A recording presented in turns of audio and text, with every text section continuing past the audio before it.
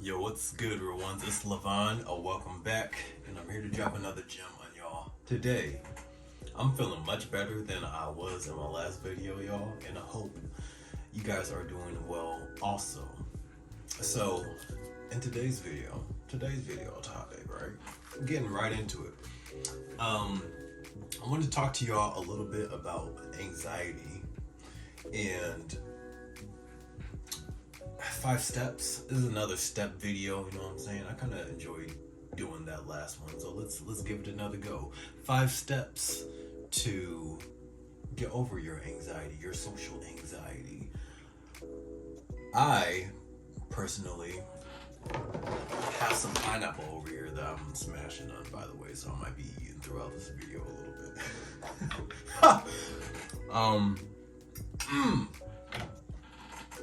Yo, look. Real quick, off topic. I don't know if y'all have ever had sweet pineapple, like if y'all have ever had sweet pineapple that was just sweet and not sour or tangy, you know what I'm saying? Like if you haven't, there's at least like 10% of a life fulfilled that you're just missing out on, okay? At least 25%, like come on, let's be real here. What was I saying? I, for one, have dealt with social anxiety. What is on the back of here? Let me make sure I'm not like leaking nothing. I, for one, have dealt with anxiety a lot, and it's something that I could say I've gotten over, at least for the most part. I don't feel like I experience anxiety, definitely not on a daily basis anymore. If it does come up, maybe it's a niche situation. Is it niche or niche? I always say niche, but I feel like that's one of those words. Tomato, caramel. Caramel is the right way to say it, though. I'll just say niche. Maybe a certain situation that I'm not accustomed to me coming up, but typically in a day-to-day situation environment, I don't experience anxiety anymore. But that hasn't always been the truth. Pretty much like any social interaction where it was people that I wasn't already comfortable with, that I didn't have a background of familiarity with, then I experienced anxiety. It was like a very common part of my life, right? So I'm gonna give you guys 5 tips, 5 ways that I've kind of gotten over my anxiety. In no particular order either. Number 1, I wrote down exposure. Exposure to more situations that induce anxiety. So y'all gonna have to hear me out throughout this whole video, right? Because there's a lot of factors. That's not the word I was looking for. There's gonna be nuance in these points. That wasn't the word either, but it works. There's nothing that you're experiencing that you're trying to get over that's just gonna disappear by itself, you know. If you have a fear of certain things, fear of heights, if you have a fear of, I don't know, spiders, insects, whatever, arachnophobia, if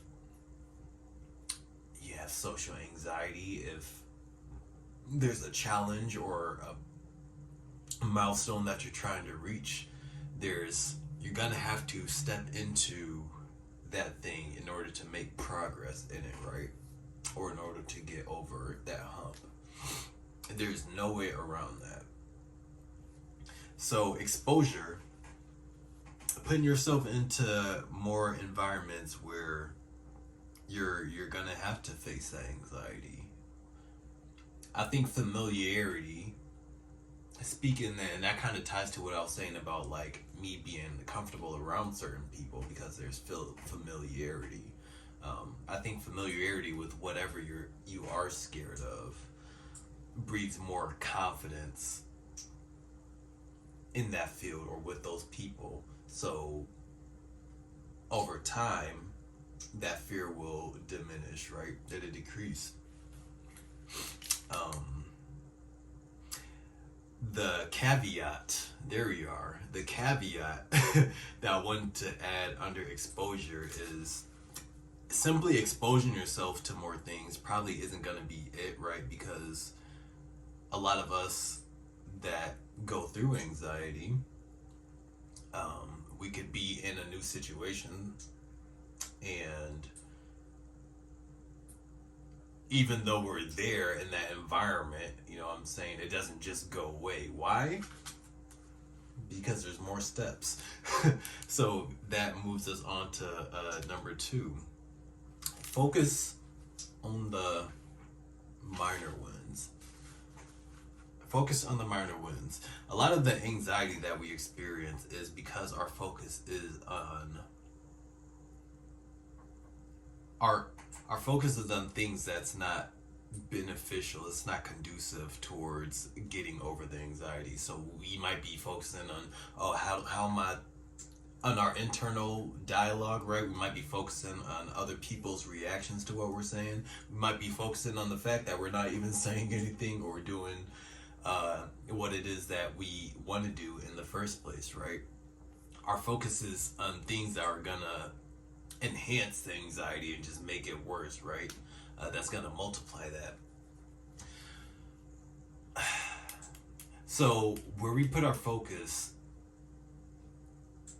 really does help determine the outcome that we achieve. And I'll go back into achieving outcomes in a later point because I think that's important as well. But being focused on the failures, right, isn't gonna help us. The same way that we can put our mind and our focus and our thoughts on the destructive things, we can choose to, and it won't be easy, right? But we can choose to start trying to shift our focus towards things that are going to be more beneficial, towards decreasing that anxiety, like focusing on the fact that you actually did try to put yourself out there, right? Focusing on the fact that you're trying to grow, you know, you're doing something new, you're doing something challenging, and that takes balls. You know, that takes some level of confidence, whether you acknowledge that or not. It goes without saying, though, it takes a level of confidence for you to step into that thing actively, knowing that it's something that you're scared of. So focusing on things like that, focusing on the little wins instead of the little losses, which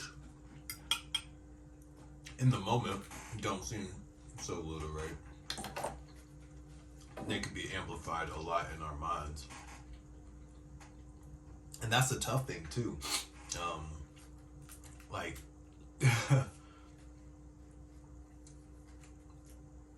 most of that experience is mental, you know, and it can play out in physical reality, but it starts here in our heads, and that and making those micro adjustments and taking those little wins in our heads so that things can start to shift in the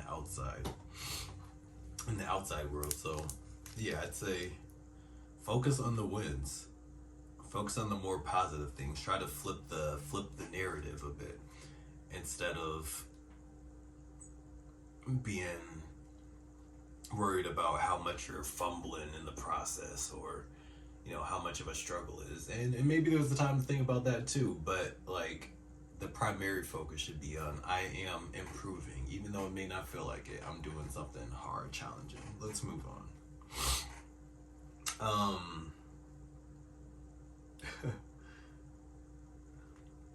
Number 3, I wrote down, there's nothing that you have to do. like, I remember times when I'd be sitting, I'd join a new group of people. They could be sitting down talking, whatever. Like, I always hated those conversations would be like, I don't know, like a bunch of people just standing in a circle talking. Like, I would never know what to do in that kind of situation. It's like, okay, who has the floor here? You know what I'm saying?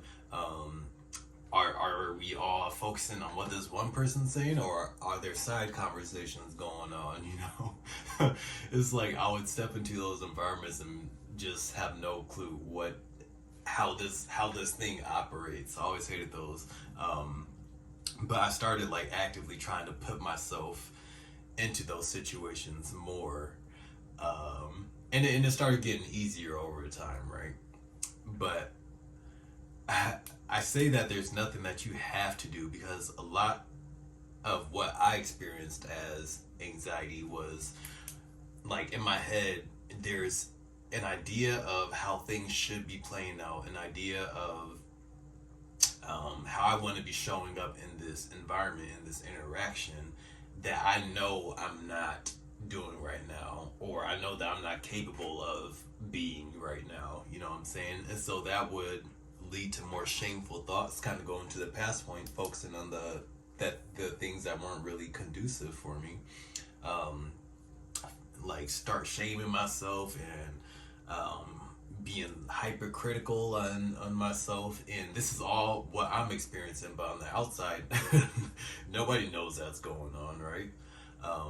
Maybe they just see me as standoffish, and I'd even seen like some people take it some type of way that I wasn't engaging with them. So this wasn't a point that I wrote down, but just also realizing that a lot of people have their own insecurities that they're dealing with.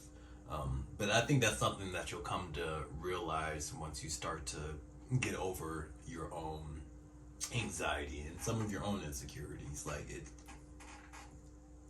other people's starts to become more clear because you've been there yourself, right? Um, but yeah, there's nothing that you have to do. I think oftentimes we put a lot of pressure on ourselves, right, to be a certain way, yeah, to show up a certain way, because it's a completely different thing if I'm just being quiet, reserved, whatever, to myself, and I don't feel any pressure internally to be a more outgoing, verbose, just more animated and extroverted, whatever person. Like if I have the peace of mind within myself and I'm secure in how I'm showing up, like I could be quiet and it's not a problem. There could be confidence in that, right? Versus it's completely different. Like on the surface, maybe I'm being quiet, but internally there's all that negative dialogue that I'm having.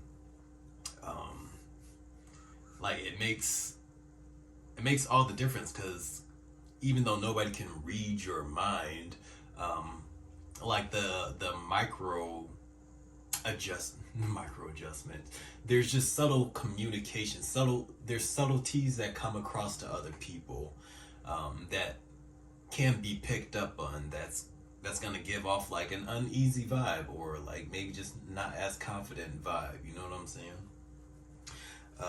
So yeah, just understand that there's nothing that you have to do per se. It's all mental. You could just sit there and chill, but it comes down to, are you okay with the person that you're showing up as? That's what's the most important at the end of the day. I've been looking over here in this. Oh wait, never mind. I'm tripping. I thought the camera was over there on that side. Y'all know I got bad eyesight. Whatever. Okay, that was number 3. Number 4. I wrote down prove to like yourself and not to anyone else. And then in parentheses, I put like outcome independent. So let me break down to y'all what I meant by that. I I remember when I first started trying to become more socially apt. Apt is such a good word. Apt? Adept? I think apt is right. When I was working on my social skills, I was very focused on other people's reaction. Like, how am I coming across to other people? How are they receiving me? Things of that nature. I've spoken some of that stuff before. Very focused on that. Even when I like spoke on my semen retention journey, like when I be retaining, it wasn't for myself. It was for external validation. How can I get more people to like me or pay attention to, just I want to say goofy shit. But if that's where you're at, like, it's, that's what my experience was at the time. To me now, yeah, it does seem goofy, but everybody's struggle is their own. But yeah, I think it definitely does help to be outcome independent, not be so dependent on how people respond to you, or what is how you say, the things that you say, how is that going to be interpreted by other people. I think just working on showing up as the person you are and just saying the things that you want to say, or doing the things that you want to do, regardless of what people have to say or what people think about what you're doing. I think that definitely is one of the more important points on this list that's gonna take you a long way towards conquering your anxiety, because that's where a lot of it comes from. Like, if I know if we're by ourselves, right, we probably don't experience anxiety as much. I remember like coming home from work some days, and it's like, now it could just be me. Like, the pressure's off. I can, I can sing. I can just be just more me. You know what I'm saying? True to myself, whatever. Just being more loud, obnoxious, whatever. All those things. Because I'm at the crib now, and I feel like who you are behind closed doors is usually who you really are. So if there's a complete shift in the person you are behind closed doors toward versus who you are in person, like in your interpersonal relationships and whatnot, I feel like there's that's something to pay attention to. So just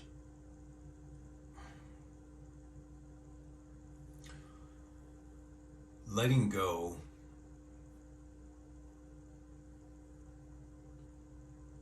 of your attachment to the outcome of things.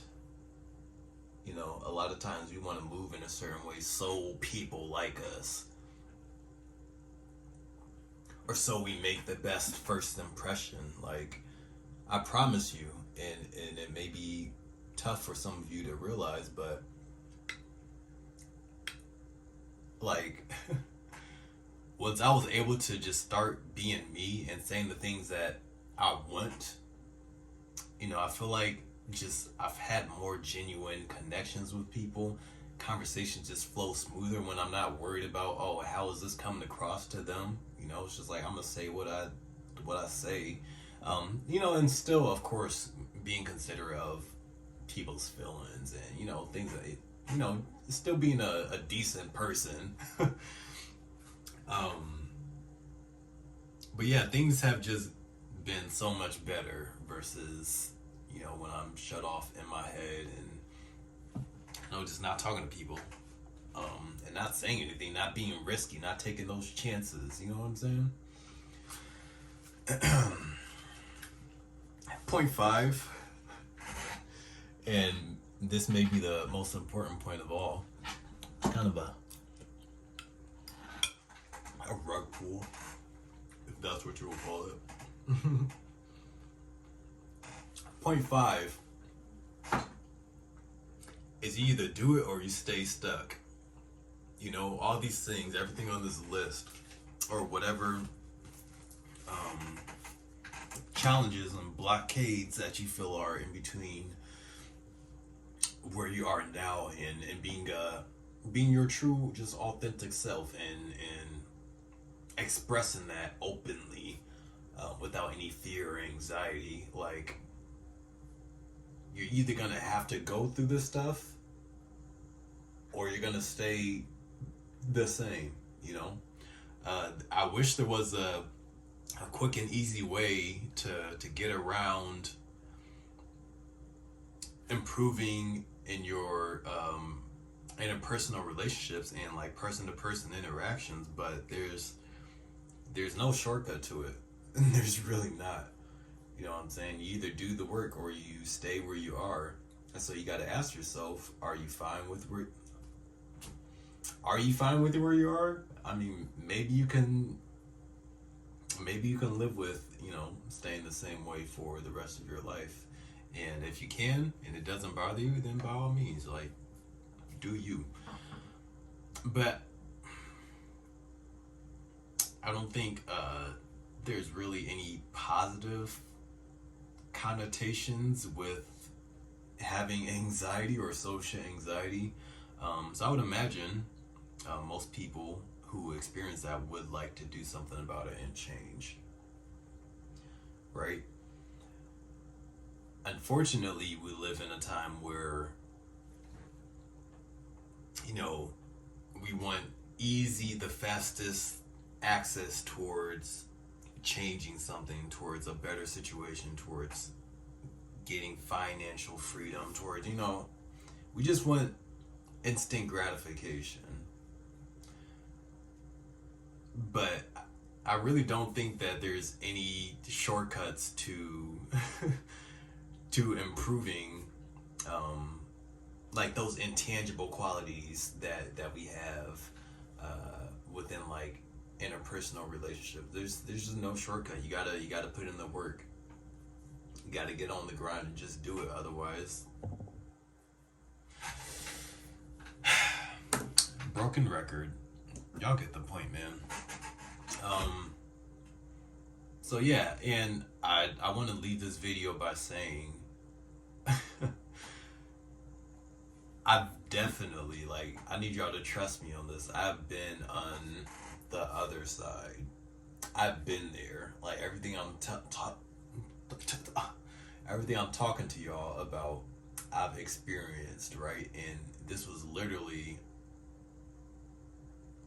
a daily struggle for me. Like, I even realized that anxiety was something I was experiencing. That's how normal it was to me. You know, it was just like, I guess this is my experience of life.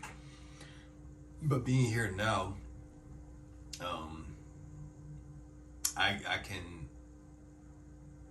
I like being able to just go up to people and talk. And you know, speaking on point 4, like proving it to myself, I know that I've done it enough times. Like, if there was an urge that I had to speak to somebody, I know I've just gone and done it enough times to where I don't feel any type of weight now if, you know, I don't speak to somebody that the thought comes to my head, like, oh yeah, I should go like hit them up or say hi, you know, whatever, engage in interaction. I know I've been there enough to know that I have the capabilities to just spark up a random conversation with somebody, you know. And it's so much better. It's so much better. Just, I think having the ability to do something and choosing not to is much better than like not knowing or the wondering if I can, if I'm even capable and not doing it. You know what I'm saying? Or even the doubt that I can do what it is that I want to do. You know, having options is just a much better place to be. But yeah, hopefully it gets better for y'all. Like, just challenge yourself, keep forcing yourself, and and also be patient with yourself on the journey, because it's not an easy one to take. It takes a lot of repetition and patience, and yeah, like be your own teammate and support along the journey. You know what I'm saying? Anyways, I digress. Hopefully y'all learned something here today. If you did, show me that you're a real one by leaving a like on this video. And until next time, I'll see you in the next one.